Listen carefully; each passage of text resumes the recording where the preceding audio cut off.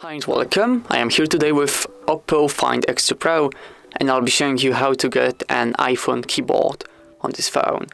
So first we have to go to the Google Play Store and from there look for iPhone keyboard. Great. New OS 11 keyboard theme. Install this application. Open it.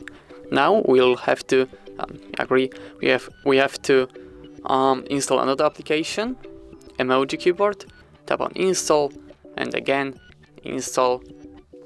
Now we don't open this application after it has been installed. We actually have to go back, and as you can see now it's loading slowly.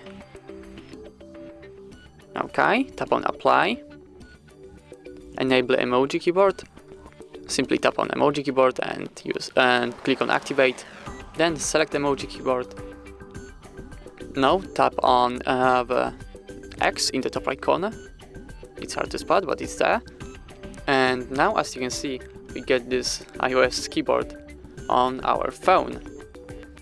And that's everything for this video. Thank you so much for watching. Please leave a like on this video and subscribe to our YouTube channel. Goodbye.